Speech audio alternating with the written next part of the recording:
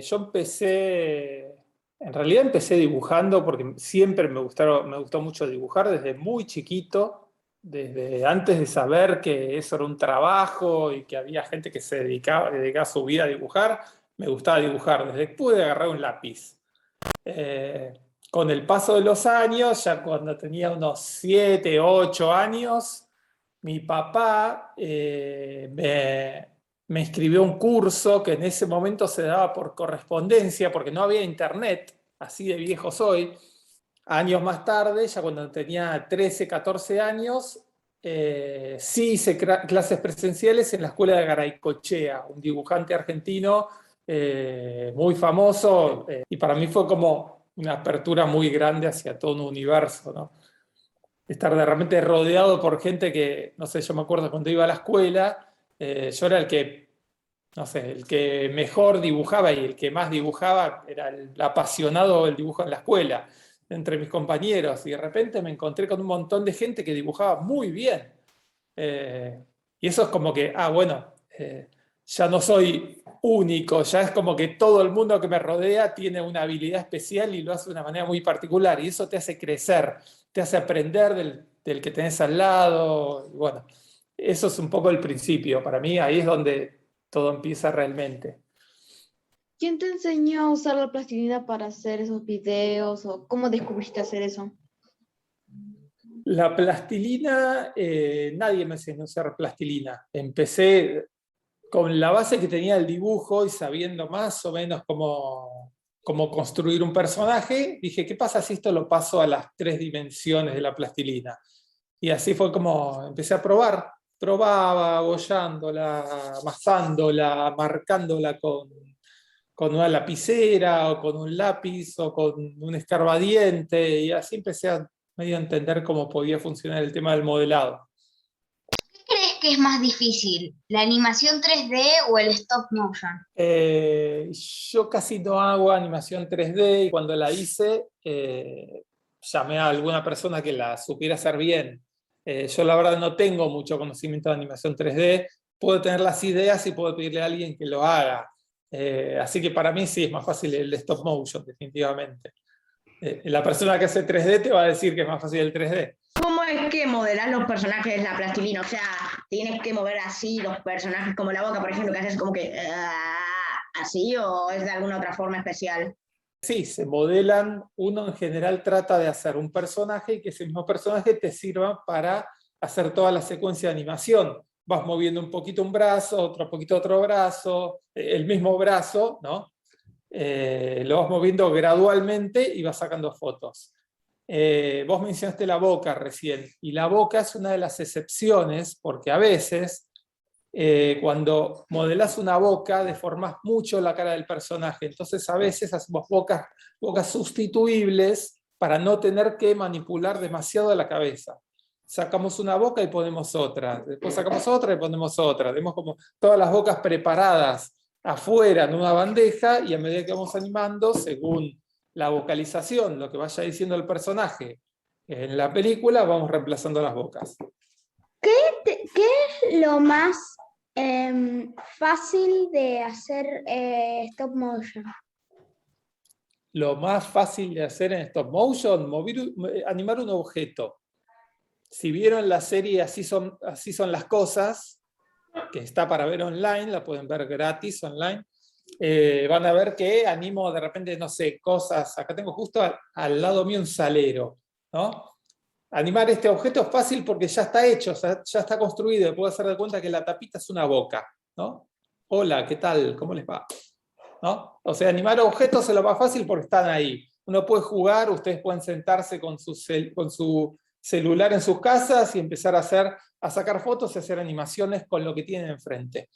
El objeto tiene otro desafío, que uno tiene que hacer no solo que se mueva, sino que actúe, que parezca un personaje y que parezca que está vivo. Así que es más fácil desde lo técnico porque el objeto, bueno, no tiene tantas posibilidades de movimiento, entonces se mueve más rápido. Pero desde la animación y desde la actuación uno tiene que trabajar un poquito más, si quiere que se vea como si fuera un personaje, ¿no? ¿Podés enseñarme a hacer stop motion? Si querés en YouTube. Sí, como poderse se puede, es posible. Serían muchísimos videos, necesitaría, o sea, para lo básico lo puede aprender cualquiera sacando fotos. Lo que hace falta para estudiar stop motion y para aprender son muchas horas y muchas horas de práctica. Bueno, tengo dos cosas. La pregunta es, ¿cuál fue tu primera obra en stop motion? Y lo que te quiero decir es que hago stop motion con esa aplicación y los hago con mi papá y mi abuelo. Hago Wow. algunos de dos tiranosaurios rex que siempre se pelean. ¡Wow! ¡Qué lindo! Bueno, qué divertido. Vos sabés que una de las primeras cosas que se hizo en cine, entre las primeras cosas que se animaban en stop motion son dinosaurios o monstruos gigantes. Así que, bueno, estás como volviendo a las raíces del stop motion. Mi primera película fue El desafío a la muerte, que lo pueden ver en YouTube. Es un corto donde un fakir entra dentro de una licuadora, la enciende. No les voy a spoilear el final, mírenlo. ¿En qué te basaste para hacer tu cortometraje Onión, perdón? Oñón, me basé en una combinación de ideas. Por un lado, porque fui realmente a una clase de yoga gratis, al igual que la protagonista, y pensé, ¿y qué pasa si ahora, no sé, me conecto con un viaje alucinante espacial? Esto se me ocurría en base a lo que decía el profesor de esa clase. Y bueno, todo el contexto lo fui completando. Fue una mezcla de eso y el hecho de querer combinar filmación en vivo con animación de distintos estilos, que ya tenía una idea, pero más abstracta y experimental de meter toda esta colección de técnicas en una sola película. Pero al aparecer esta idea de la clase de yoga es como que todo fue hacia otro lado, más conectado con el humor. ¿Cuál inspiración fue en tu cabeza cuando hiciste El hombre más chiquito del mundo?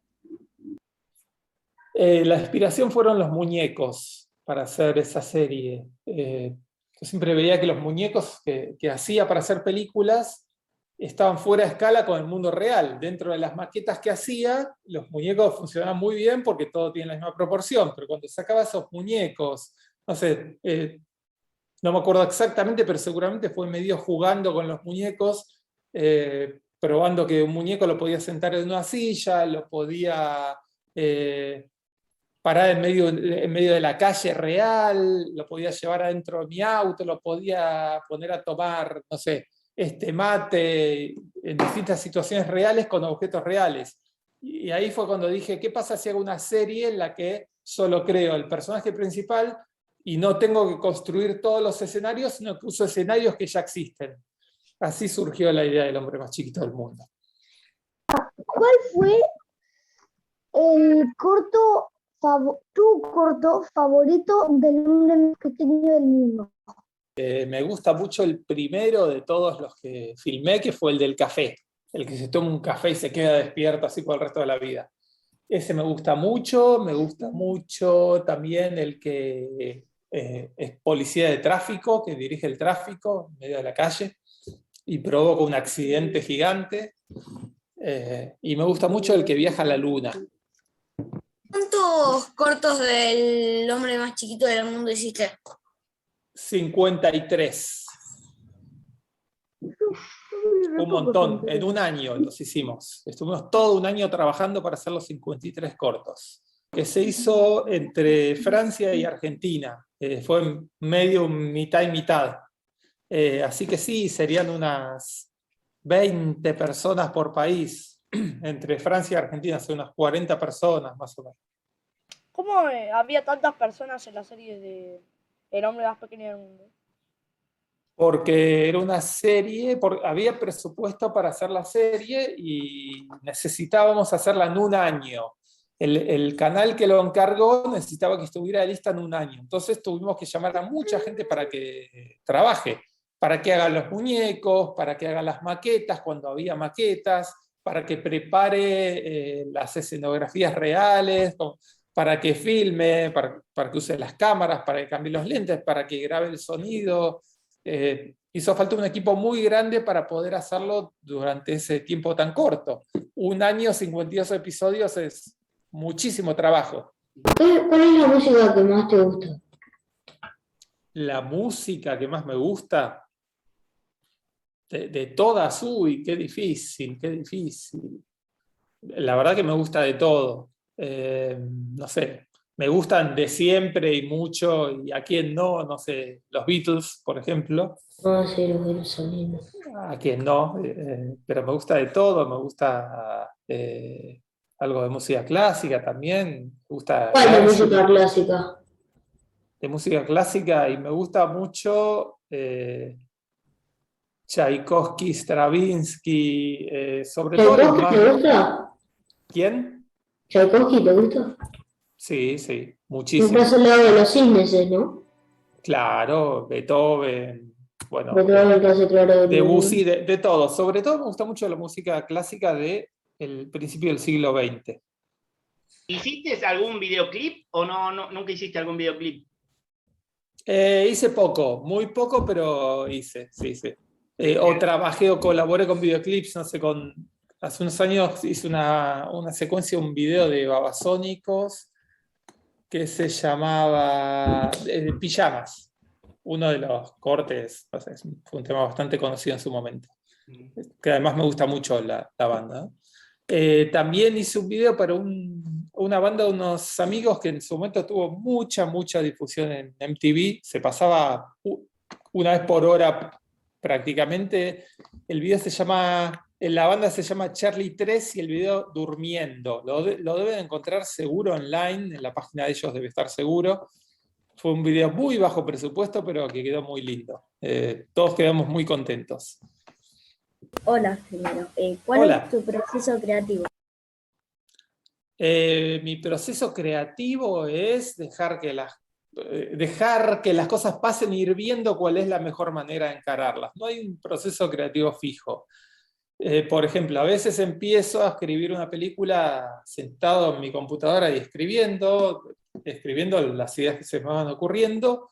A veces el proceso creativo es dibujar y ver qué se me va ocurriendo mientras dibujo, y otras veces es cruzarme con una situación en la vida real y decir, con esta situación voy a hacer una película, y a partir de eso empezar a escribir.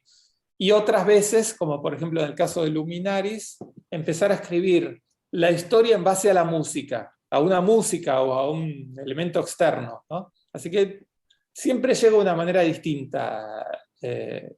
Las ideas siempre llegan de una manera diferente y está bien que sea así. ¿Una vez pensaste que estarías en el libro Guinness por haber realizado el Guinness. corto Luminaris más premiado? Sí, siempre lo supe. No, mentira.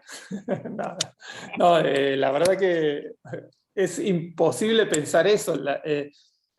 Nunca se me hubiera cruzado por la cabeza porque no sabía ni siquiera que era una posibilidad que un corto entrara al libro Guinness de los récords. Así que no. ¿Vos cuando eras chiquito jugabas con plastilina? Sí, jugaba con plastilina cuando era chico. No tanto como juego ahora, pero sí jugaba. La verdad que nunca fue algo que especialmente me llamara la atención. Me acuerdo de modelar en plastilina, pero es algo que estaba ahí. Más que nada dibujaba. La plastilina la redescubrí cuando estaba estudiando animación y estaba empezando a probar con stop motion.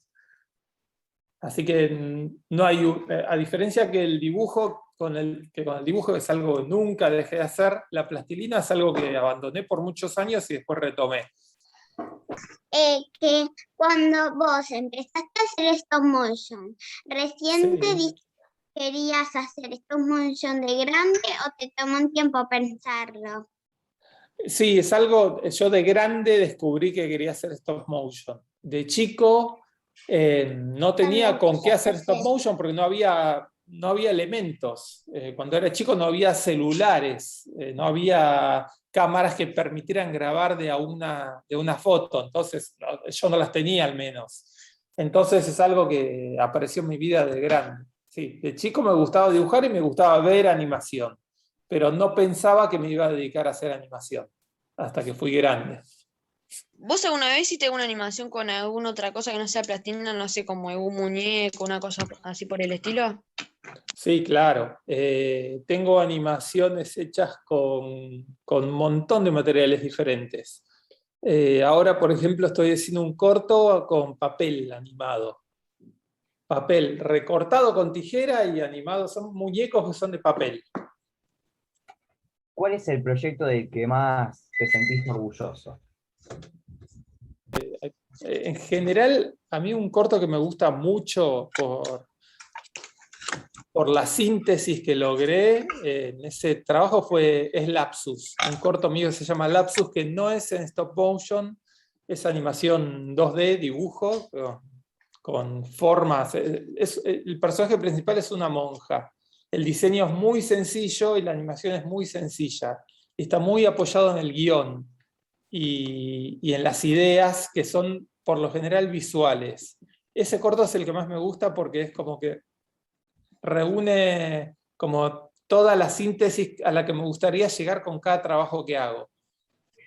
Pero después me gustan, por distintas razones me gustan todos los trabajos. Viaje a Marte por el desarrollo de narrativa audiovisual, Luminaris por la manera en que abordé la historia, cómo se fue construyendo en relación con la técnica, más que con una escritura tradicional. Por distintas razones, todos los trabajos me gustan, pero el Lapsus es como algo que siempre lo veo como un objetivo al que me gustaría volver a trabajar de la manera que trabajé ese corto.